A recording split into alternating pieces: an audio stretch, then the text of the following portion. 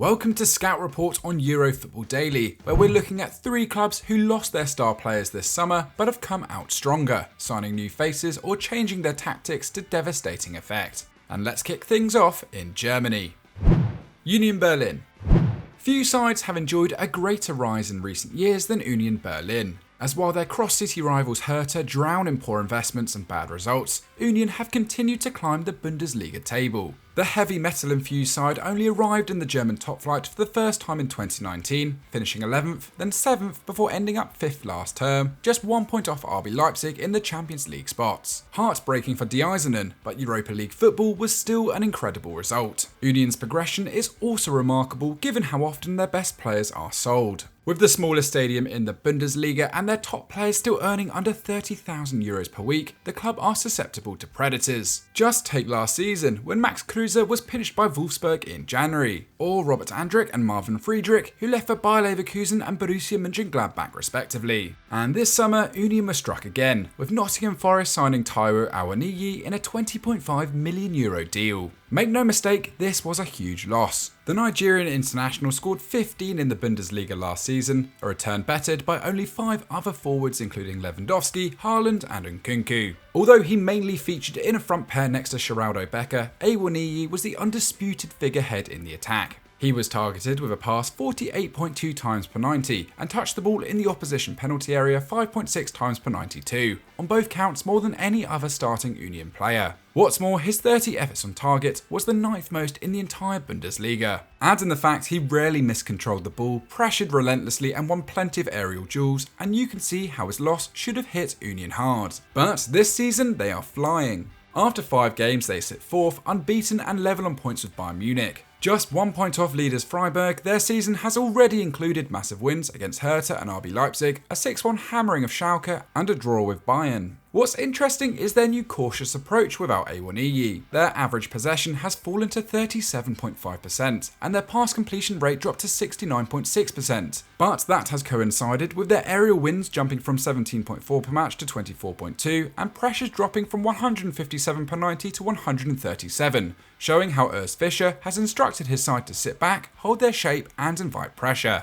This tactic has helped create space for Union's forward line, who have been brutal on the break, scoring 3 of their 12 goals from counter-attacks, more than any other side. In the absence of Awoniyi, Becker has stepped up with 5 goals and 2 assists already, 70% of his entire total last season. But he also has a new partner in crime in Jordan Pefuk. Signed for €6 million from Young Boys in Switzerland, where he netted 27 last term, Jordan has hit the ground running with 2 goals and 3 assists in Berlin. For all Union's reduced possession, they are still shooting at the same rate as last season, while they're actually hitting the targets more often. 67% of Pefuk's shots on target are finding the net, and 63% of Becker's too, meaning if Union can work the pair into space, then there is a high chance they will score.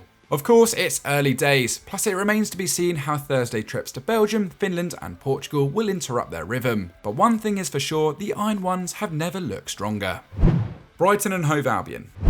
Another team with an extraordinary ability to regenerate are Brighton, who saw not 1 but 2 of their stars leave for pastures new this summer. First up was Yves Bissouma, taken by Tottenham for close to €30 million. Considering the Malian midfielder's credentials, that seems like a bargain. And while last season wasn't his best, in 2020-21 he ranked 7th in the entire Premier League for interceptions and 2nd for tackles won. His ball retention is always exceptional too, with a pass accuracy of 89.7% over the last 12 months among the elite defensive midfielders in Europe. You could say Bissouma was sold on the cheap. However, the same cannot be argued for the deal that took Marc Cucurella to Chelsea, as the Blues' desperation to land the Spanish fullback saw Brighton earn a massive €65.3 million, the 8th biggest fee of the entire transfer window. With Cucurella only 1 season into a 5-year deal, the Seagulls demanded a premium. But money aside, his loss was still a tedious rupture to Brighton's development under Graham Potter, with Cucurella the club's player of the year in 2021-22. The former Getafe man might only have offered 1 goal and 1 assist across the whole campaign, but his haul of 94 crosses was huge, as were his 175 progressive passes and 72 blocks. No one touched the ball more than Cucurella at Brighton, proving a constant menace up the entire left flank. But in classic Brighton form, the club were ready for the impending departures. Bissouma may be gone, but Moises Caicedo has quickly filled the void in midfield, putting in performances that are piquing the attention of the Premier League's elite. The 20-year-old, plucked from Independiente de Valle in his homeland of Ecuador, has featured in all but 15 minutes of the new campaign. And from those appearances, it's clear to see why Caicedo is catching everyone's eye. Aside from Adam Lallana, he boasts the highest pass success rate of any player in the goal squad, finding a teammate 82.7% of the time. But that doesn't mean the former Beerschot loanee is simply playing it safe, as he trails just Trossard and Gross for passes into the penalty area. His defensive work, however, is where he truly stands out. Caicedo has won more tackles than any of his teammates, and completed the most pressures too, clocking in at 31 so far. 3.1 blocks and clearances per 90 completes the picture of the 23-capped Ecuadorian as an all-action midfielder, though his tenacity does come at a cost, a team-high 2.5 fouls a match. Still, Caicedo's efforts have been central to Brighton collecting 13 points from 6 games and conceding just 5. His defensive presence has also freed up Leandro Trossard to fly forward at left wing-back. Though the club did sign Pervis Estupiñán as a Cucurella replacement, it's Trossard's threat that has made him Potter's choice so far. Already, the 27-year-old has scored 2 and assisted 1 this term, while he's producing a massive 5.6 shot creating actions per 90, that's shots, dribbles or passes that led to an effort on goal, and currently places 7th in Europe for passes into the penalty area.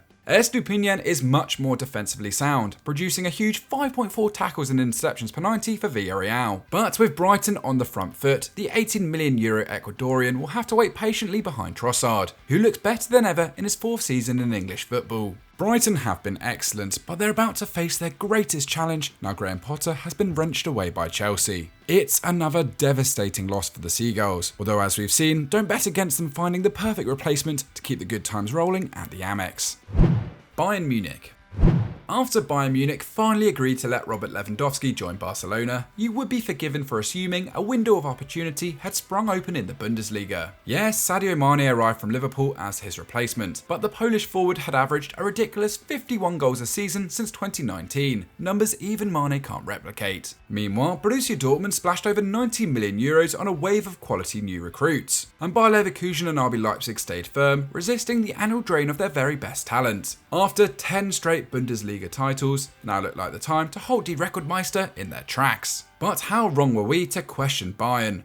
6 games into the new season, and the side looks arguably greater than the one Lewandowski left behind. First came a 5-3 drumming of RB Leipzig in the German Super Cup. Then a 6-1 battering of Europa League champions Eintracht Frankfurt, a 2-0 win over Wolfsburg before a 7-0 demolition job away to Bochum. 4 played, 20 scored and just 4 conceded. Borussia Mönchengladbach and Union Berlin did manage to halt their advance, both gaining points in a 1-1 draw, but the Bavarians dominated proceedings on both occasions. Against Gladbach, Bayern enjoyed 68.7% of possession and took 33 shots, including 20 on target. It took an inspired performance from Jan Sommer in the away goal to keep Die Roten at bay. In general, Bayern look far more menacing than last term. Although they still average around 61% of possession, their shots have risen from an already impressive 19.8 a match to 22.9, and that's if you exclude the monstrous haul against Gladbach. The biggest change, however, is how direct Bayern have become, now passing less, keeping the ball tighter to the centre of the pitch and transitioning quicker from defence into attack. This adaptation has come about from Lewandowski's departure. Last season, Julian Nagelsmann adapted his methods to accommodate a central striker, using a 4-2-3-1 formation in principle. But without Lever, Nagelsmann has reverted towards the fluid 4-2-2-2 or 4-4-2 that served him so well at RB Leipzig. Sadio Mane has occupied the forward line with Thomas Müller next to him, while a combination of Serge Gnabry, Jamal Musiala, Leroy Sané and Kingsley Coman have filled in the blanks left in the attack. The result is a holistic and fluid forward line where everyone plays their part. At the time of writing, Mane, Gnabry, Sané and Musiala are all taking over 4 shots per 90, with Sané peaking at a massive 5.9, nearly 2 shots more than Lewandowski averaged last term. 9 separate players have produced at least 12 shot creating actions so far too. In fact, the Bayern squad have created 141 attempts from live passes, a stunning total which shows just how well they're working together. It would be easy to pick out any number of stars for praise, but special credits must go to Musiala, who at 19 is stepping firmly into the limelight in the absence of Lewandowski. Aside from his 3 goals and 1 assist, the young German midfielder has been electric in possession and a constant threat in the final third, completing 2.6 dribbles per 90 and taking over 7 touches in the opposition box. Musiala has looked so impressive, Bayern legend Lothar Matthäus recently dubbed him a future Ballon d'Or winner and successor to Lionel Messi. Now, being placed in the Argentine shadow is never a useful or necessary endorsement, but Musiala, just like Bayern, looks like a player only getting better in the second season of Nagelsmann's reign.